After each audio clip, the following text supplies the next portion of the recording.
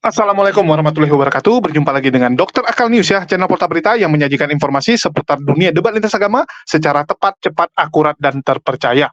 Bersama kita ketahui, omongan statement dari Elia sudah membuat geram banyak rakyat Indonesia, termasuk Om Deddy Corbuzier. Dan kita tahu, Om Deddy ngomong dengan sangat keras mengenai apa yang dilakukan oleh Elia. Bahkan, Om Deddy mengatakan, jangan asal bicara. Kalau cuman modal bacot, cuman modal bisa ngomong, monyet juga bisa ngomong. Statement yang sangat keras sekali dari seorang Deddy Corbuzier yang kita kenal sebagai tokoh intelektual yang ada di dunia medsos dan juga ranah entertainment. Kita tahu Om Deddy tidak pernah sembarangan dalam berucap. Bahkan dia menjuluki bahwa hanya smart people yang menonton podcast dan juga video-video beliau. Sedangkan Elia ini hanya dianggap sekelas monyet, teman-teman. Bayangkan, omongan yang sangat keras sekali tentunya. Terus yang kedua, apa yang dilakukan Elia menurut Om Deddy sudah masuk kategori penistaan agama. Sudah masuk kategori penistaan agama ya, bukan saya ngomong, tapi Om Deddy. Saya juga tidak tahu standar apa yang digunakan oleh Om Deddy. Saya tidak tahu.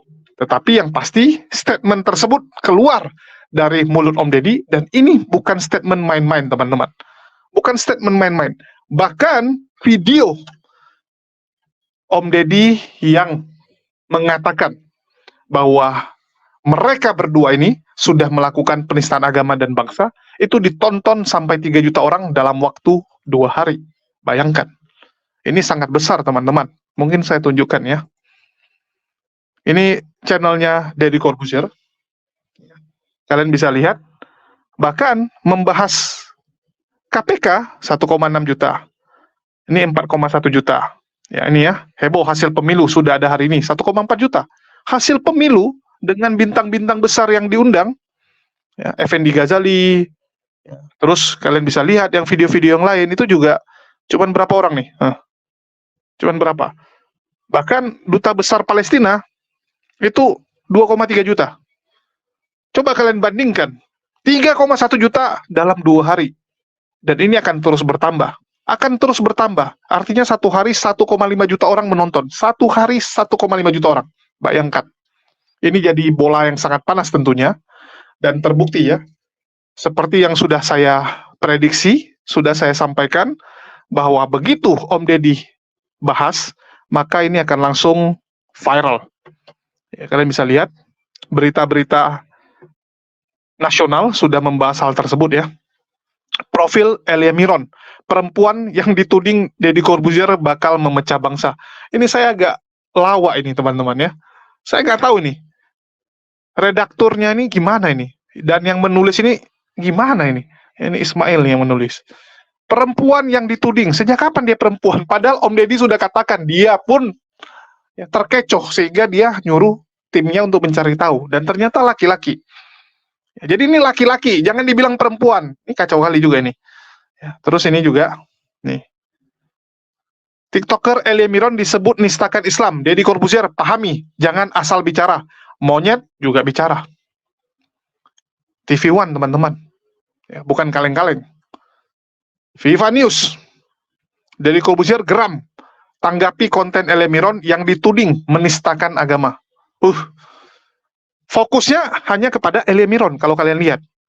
Ya. Padahal bukan hanya Elia Miron di sini, ada Indah G. Ya. Ada si Indah G, tapi Indah G nggak dibahas. Karena Deddy Corbuzier juga udah bilang, si Indah G sudah klarifikasi, artinya clear. Itu hanya ketidaktahuan Indah G. Tapi Elia Miron, kalian bisa lihat dengan PD-nya, dia masih memegang statement tersebut dan merasa bahwa dirinya benar. Orang kalau sudah merasa dirinya benar, ini yang agak berat. Ya, ini yang agak berat. Jadi ini bentar lagi, kalau nggak kuat mental Elia Miron, bisa gila teman-teman. Ini sudah jadi berita nasional.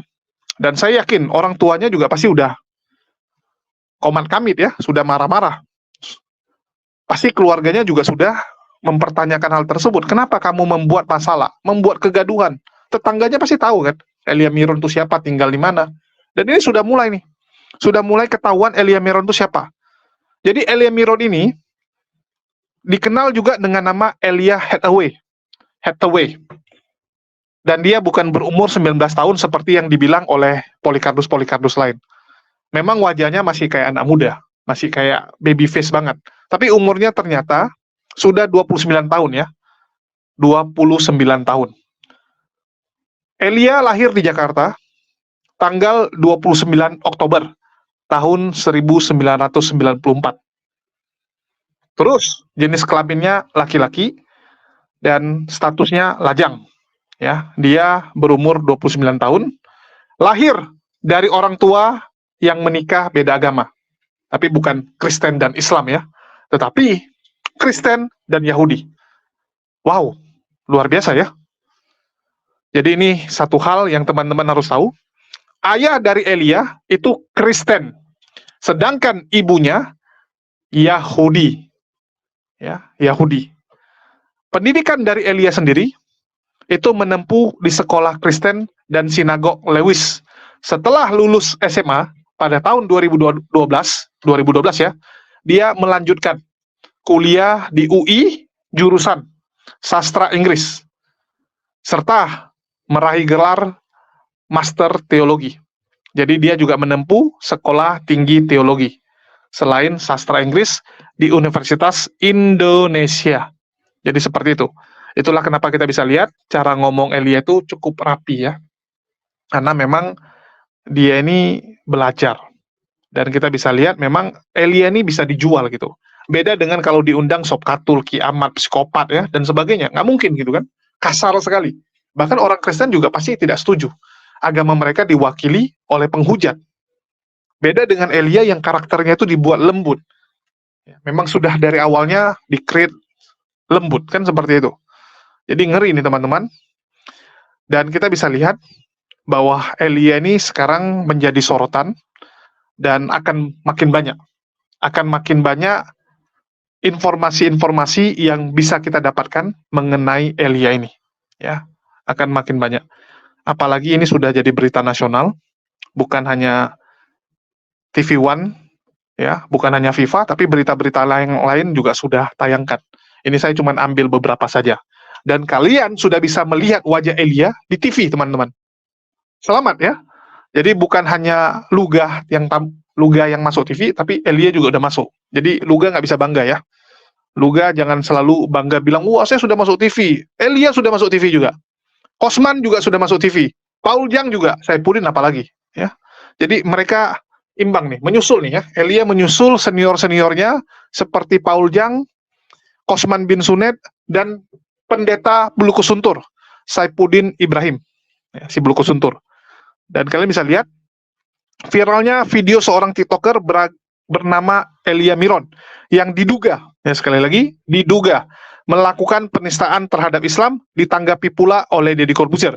Ia menilai konten-konten yang dibuat oleh Elia Miron itu mengandung unsur penistaan terhadap Islam dan dapat menimbulkan perpecahan.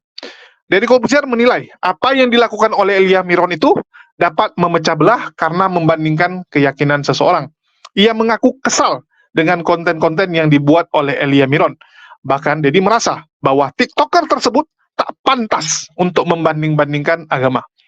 Ada Elia Miron, ini saya gatel soal ini karena Anda keluar-keluar soal agama, ujar Deddy Corbuzier ya. Dan sudah kita tayangkan juga videonya di konten sebelumnya. Bagaimana marahnya seorang Deddy Corbuzier terhadap Elia Miron. Ya, jadi memang ya kita tunggu saja. Kita tunggu saja teman-teman. Ini sudah jadi bola salju.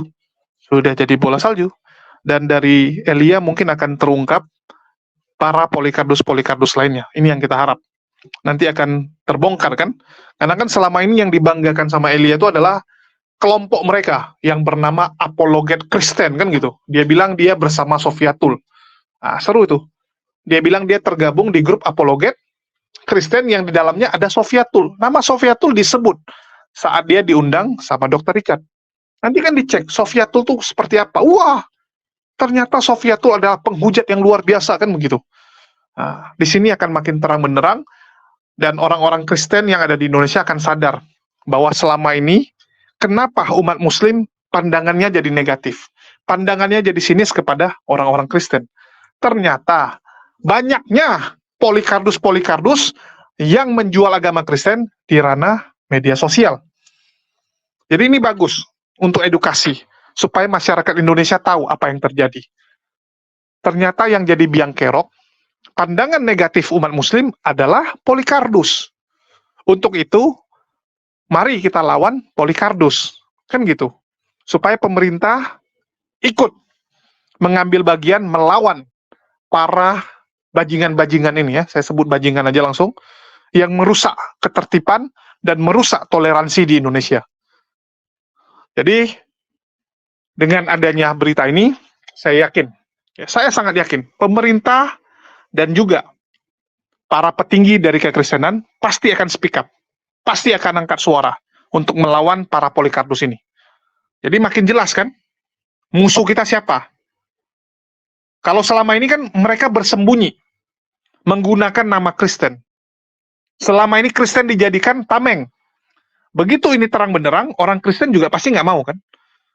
Orang Kristen pasti bilang, ini bukan bagian dari kami, ini Polycarpus. Nah, maka Polycarpus itu akan diasingkan. Makin jelaslah musuh kita siapa. Inilah musuh kita bersama. Para Polycarpus yang mencari keuntungan dengan menjual kekristenan. Mereka inilah penjual kekristenan. Ada Wak Donat, Effendi Kusman, ya, ada Blukus Suntur, ada Paul Jang, ada si B2 ya, Pak B2, ada Lidara, dan sebagainya. Banyak sekali mereka-mereka ini. Nah, ini yang harus dilawan. Rakyat Indonesia harus tahu siapa musuh kita bersama, siapa yang merusak toleransi, siapa yang mengganggu ketertiban, sehingga sekarang hubungan kita jadi nggak enak. Harus tahu. Ini yang kita coba untuk dorong, untuk kita beritahukan kepada khalayak ramai. Untuk itu saya mohon partisipasi teman-teman, bantu share informasi-informasi seputar dunia debat, agar teman-teman kita di luar sana makin tahu, makin mengerti apa kondisinya. Ya, itu yang saya harapkan dari teman-teman semua. Mohon dukungannya. Mohon dukungannya. Hanya dengan cara share, supaya orang-orang makin banyak yang tahu. Dan kita terima kasih tentunya buat Elia Miron, yang membuat perhatian rakyat Indonesia sekarang tertuju kepada diskusi lintas iman. Apalagi kita tahu ya, diskusi lintas iman ini sebelumnya juga sudah viral, sudah sempat pernah viral saat si Blukus Suntur. Blukus Suntur melakukan hujatan, terus disusul Yusuf Manubulu dan sebagainya. Ada Paul Jang. Perhatian tertuju. Saya ingat ya, begitu kasus Blukus Suntur itu meledak, itu banyak sekali tuh. Tiba-tiba view-view atau penonton yang menonton video-video lama kita. Wah, naik kencang. Orang mencari tahu siapa Blukus Suntur. Video-video lama mengenai Blukus Suntur naik semua. Nah, kali ini perhatian kembali sangat besar. Dan kita harap bukan hanya ditonton, tapi ada action. Ada yang dilakukan oleh pemerintah. Karena kita lihat ini kan udah mulai nggak benar ya. Kalau dulu diskusi masih enak, teman-teman. Saya sebagai pengamat, saya sampaikan ya. Dulu, beberapa tahun yang lalu, 3 tahun yang lalu, kita diskusi masih enak. Keras-keras diskusi, tapi akademis, selesai itu kita ketawa bareng. Kita bahas makan di mana, kita bahas lucu-lucuan, bahas keluarga ya. Masih bisa. Swasta bilang, waduh istri saya marah, istri saya sedang hamil. Masih bisa cerita tentang keadaan istrinya, anaknya. Kalau sekarang enggak. Seperti mau bunuh kita gitu. Ya, apalagi kalian lihat, kayak Sofiatul. Dulu Sofiatul masih ucuk-ucuk juga itu, masih pemula, masih lucu-lucu dia. 3 tahun lalu Sofiatul tuh masih agak sopan. Tapi makin kesini udah makin kurang ajar. Begitu juga dengan yang lain. Vergudok dulu masih mending itu, makin kesini makin kurang ajar. Jadi ini yang harus kita lawan. Ya, kita lihat bahwa kebencian ini makin nyata. Bagaimana mungkin dulu mereka itu kan masih gunakan cara halus. Mereka masih lihat, wah deadline-nya masih lama. Target 2030 membuat hancur Islam masih lama, masih santai. Makin kesini, wah udah 2023, udah mau berakhir. Bentar lagi 2024. Islamnya masih tinggi. Masih 86, sekian persen. Waduh, pening mereka kan, mulai ditekan. Donatur mulai marah. Selama ini udah kucurkan dana, tetapi kok gagal terus. Kok nggak berubah angkanya? Kok sangat kecil? Bagaimana target 2030? Nah, mulailah mereka panik. Karena kepanikan yang dirasakan oleh para Polycarpus ini mulailah cara-caranya curang-curang, mulailah menghujat, mulailah menggunakan segala cara, termasuk mencelakai orang, ya, termasuk mencelakai. Ngeri teman-teman. Jadi inilah yang kita hadapi, dan semoga semua orang tahu. Dan sebagai penutup ada satu video yang lucu. Ya kita tahulah, kalau yang namanya pendeta HTD ini, pendeta very very clear, ini selalu nggak mau ketinggalan. Nggak mau ketinggalan apapun yang heboh. Dan dia membuat satu julukan baru lagi, karena memang HTD ini terkenal dia. Terkenal sering membuat statement-statement yang lucu, pernyataan-pernyataan yang cukup kontroversi. Ya, karena memang seperti itulah karakter dari pendeta very very clear. Dia barusan bikin judul penginjil sundel bolong ya. Dia bilang sundel bolong itu adalah manusia yang kelaminnya nggak jelas. Aduh, saya lucu nih. Ini dia padahal mengacu kepada Elia Maron ya. Ini ngacu kepada Elia Maron. Jadi dia bilang sundel bolong, penista agama ya. Ini videonya. Jadi yang ngomong HTD bukan saya ya. Ini channelnya. Jangan nanti difitnah-fitnah lagi. Mungkin itu aja yang bisa saya sampaikan. Ini kita akan putarkan. Kalian yang nilai sendirilah. Bagaimana kelucuan dari pendeta very very clear. Mungkin itu aja dari saya. Makasih buat teman-teman semua yang udah nyimak. Makasih buat semuanya. Di akhir kata saya ucapkan wassalamualaikum warahmatullahi wabarakatuh. Sampai jumpa di video-video kita berikutnya. Penginjil sundel bolong penista agama. Saya Pendeta Tan Hoi Nai. Sundel bolong itu laki enggak, perempuan enggak jelas. Ya. Ya, rambutnya panjang. Ini pemahaman sundel bolong ya di masyarakat. Sundel bolong itu kan laki enggak, perempuan enggak jelas gitu ya. Penginjil sundel bolong, maksudnya penginjil yang enggak jelas, laki enggak, perempuan enggak. Dia penista agama, Pak. Saya dimintain pendapat ya, sama seperti dulu ketika manuk berbulu itu kan istilah saya yang menyampaikan ya. Oh dia manuk berbulu ya. Murtadin, odong-odong itu juga saya yang bikin istilah ya. Pak HTD, bagaimana manuk berbulu, murtadin, odong-odong ini apakah settingan ya toh, dibesar-besarkan atau real? Oh itu settingan. Makanya saya menyebutnya murtadin, odong-odong. Ya, pura-pura sampai salah sebut segala toh, yang istilahnya ada apa itu? Mubasakoh ya. ya itu yang mubasakoh itu kan ya. Terus ini ada kasus katanya. Ada kasus sundel bolong, laki enggak, perempuan enggak, ngakunya penginjil, lalu dia menista ya. Ya menurut yang disampaikan ke saya sudah cukup lah Pak, ini penistaan agama. Kira-kira dia itu benar penginjil nggak ini Pak HTD? Jawaban saya, sundel bolong itu bukan penginjil. Oke, ayat Alkitabnya begini. 1 Korintus 6 ayat 9. Di situ ada 5 macam orang ya. Ada pezinah, terus ada apa lagi itu? Ada 5 golongan orang. Ya, sundel bolong, penginjil sundel bolong itu termasuk golongan yang nomor 4. Kan ada 5 golongan orang itu. 1 Korintus 6 ayat 9, penginjil sundel bolong ini termasuk yang nomor 4. Dibaca saja bahasa Inggrisnya ya, effeminate. Ini bahasa Inggris dulu ya. Jadi 1 Korintus 6 ayat 9, di situ ada 5 kategori orang. Apa nomor 4 ya. Nomor 5 itu pemburit. Nomor 5 pemburit. Nah, ini yang nomor 4. Ya baca saja ya. Effeminate itu bahasa Inggrisnya. Tidak mungkin effeminate ini dipakai Tuhan. Tidak mungkin sundel bolong dipakai Tuhan. Laki enggak, perempuan enggak. Ini menyangkut seseorang ya. Seseorang ya entah dari mana ya. Namanya kayak itu deh. Apa nyomot nama nabi yang diangkat ke surga itu ya. Nabi yang diangkat ke surga ya. Ada kan nabi yang diangkat ke surga, ada berapa orang nabi yang diangkat ke surga? Kayaknya cuman itu, satu doang. Kalau Henoh kan bukan nabi.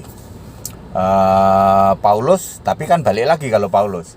Satu-satunya nabi yang diangkat ke surga itu dia. Dia comot-comot pakai nama nabi yang diangkat ke surga itu. Di dalam satu raja-raja berapa ya? Agak lupa saya ya. Pokoknya di dalam satu raja-raja itu.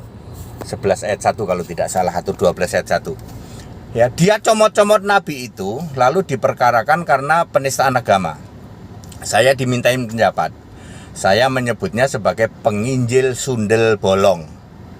Ya, ngaku penginjil, tidak mungkin ya Gusti Allah itu memakai penginjil yang sundel bolong, laki enggak, perempuan enggak. Wes clear toh? Ya. Jadi tidak bisa dia mengatakan saya ini pemberita Injil loh. Sundel bolong, laki enggak. Ya, siang ngaku laki, malam ngaku cewek. Ya, seperti itu ya. Lipstikan lagi. Effeminate ya. Jadi yang ngaku-ngaku nama nabi yang diangkat ke surga ini sedang diperkarakan, bahkan sudah fake jadi tersangka kalau tidak salah. Lalu saya dimintain pendapatnya oleh saudara-saudaraku dari umat Muslim ya. Sama seperti dulu saya dimintain pendapat tentang murtadin odong-odong manuk berbulu. Dan saya mengatakan murtadin odong-odong, dan ternyata benar. Ya, termasuk ini ya, termasuk si effeminate ini yang sundel bolong ini, yang ngaku penginjil, ngaku pemberita Injil ya toh. Laki enggak, perempuan enggak. Siang ngaku laki, malam ngaku perempuan, ya. Bahkan saya dikasih tayangan, "Aduh cantiknya dirimu ya," gitu ya. Sampai gitu loh, ya. Ya, ini sudah banyak yang membahas ya, karena apa ya? Karena itu ya. Lalu ini dicap orang Kristen itu kok effeminate, maksud sih effeminate memberitakan Injil gitu ya. Seperti itu. Ya, kita tidak tahu persis ya apa ini, tetapi ketika saya dikasih konfirmasi, kira-kira Pak, ini orang ini benar nggak pemberita Injil? Kan mereka itu menanyakan apakah orang yang begini ini termasuk golongan pemberita Injil atau bukan. Jawaban saya 100% no. Tidak pernah ada pemberita Injil atau penginjil itu effeminate ya. Baca 1 Korintus 6 ayat 9. Ada 5 golongan orang. Ini orang keempat ini orang ini. That it, padat, singkat, dan clear. And that it.